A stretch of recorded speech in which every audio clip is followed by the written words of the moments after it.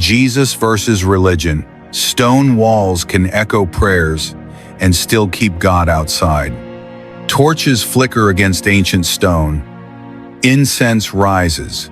Robes brush marble floors. Voices recite holy words with perfect precision. And somewhere in the shadows, a question waits sharp as a blade.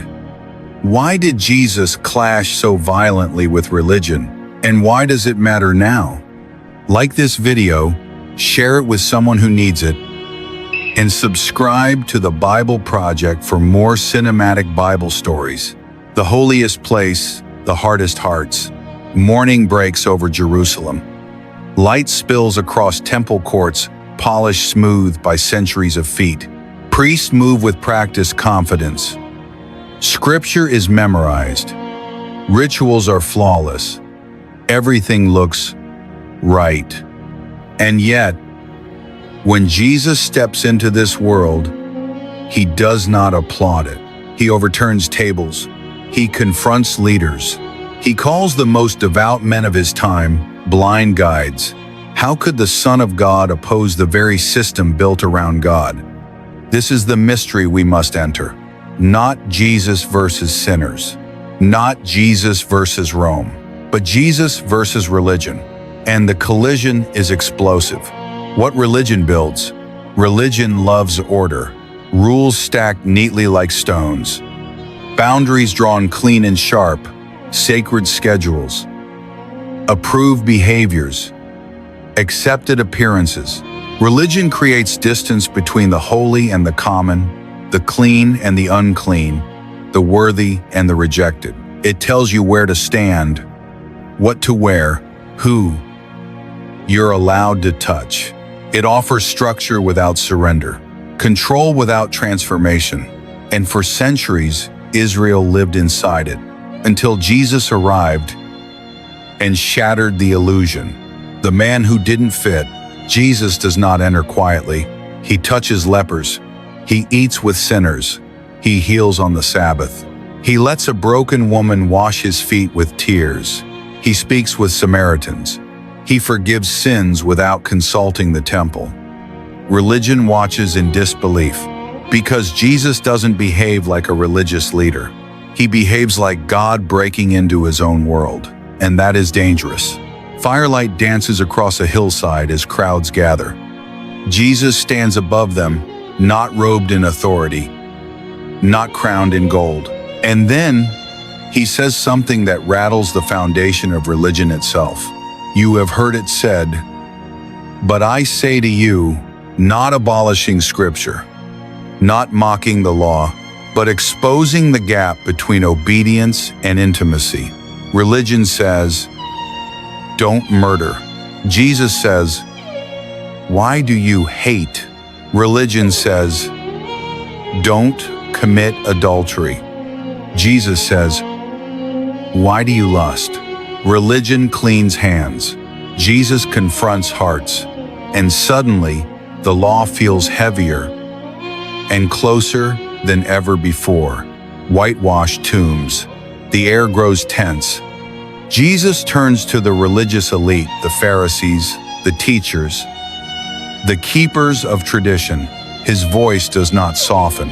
You clean the outside of the cup, but inside you are full of greed. You are whitewashed tombs, beautiful on the outside, dead within. This is not anger without purpose.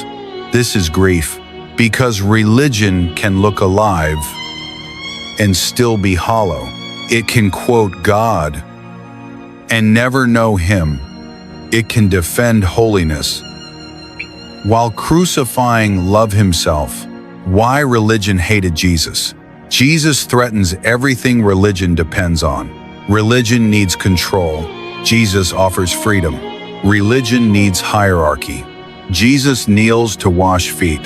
Religion needs performance. Jesus offers grace. Religion builds ladders to God. Jesus is the ladder. If people discover they can meet God without filters, without approval, without rituals, religion collapses. And so the leaders decide, this man must be silenced. The trial of truth. Night falls. Torches move through olive trees. Chains clink in the dark. Jesus stands before religious courts not accused by criminals, but by the righteous. False witnesses speak. Laws are twisted. Truth is condemned. And when the high priest asks the question that matters most, "Are you the Son of God?" Jesus answers plainly, and religion tears its robes in outrage. Not because Jesus broke the law, but because he exposed their distance from God, the cross. Religion's final move. The sky darkens. Wood splinters. Iron pierces flesh. And above the cross, a cruel irony unfolds. Religion has succeeded. The law stands satisfied. The rituals continue. The temple remains. And God is dying outside the city walls. But this is not defeat. This is the moment religion never understood. The veil torn. The earth shakes. Rocks split. And inside the temple, the heart of religion itself, the veil tears from top to bottom. Not by human hands, by God. The barrier religion guarded for centuries is gone. Its separate nexus, IDEO, no more distance, no more hierarchy, no more access controlled by performance. Jesus did not come to improve religion. He came to end it and replace it with relationship. Resurrection overrules. Dawn breaks again. The tomb is empty, not just proving Jesus is alive, but proving something else died. Religion lost its power. Fear lost its hold. Death lost its authority. The risen Christ does not return to the temple. He goes to ordinary people. Fishermen, women, doubters. Because the kingdom of God does not live in systems. It lives in hearts. The question for today, the screen quiets. Because this story is not ancient. It is now. Religion still exists. Churches can still perform without presence. Believers can still obey without love. Faith can still become habit instead of fire. And Jesus still stands at the door, not of sinners' houses, but of religious hearts. Knocking, asking the same question. Do you want rules? Or do you want me? Why this matters? Jesus never came to make bad people good.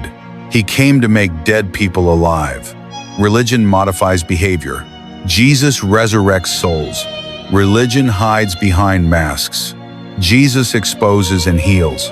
And the same Christ who confronted religion then is still confronting it now, inviting us out of performance, out of fear, out of hollow faith, and into living relationship. The light fades.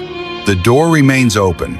Subscribe to the Bible Project for more cinematic Bible stories, and keep watching.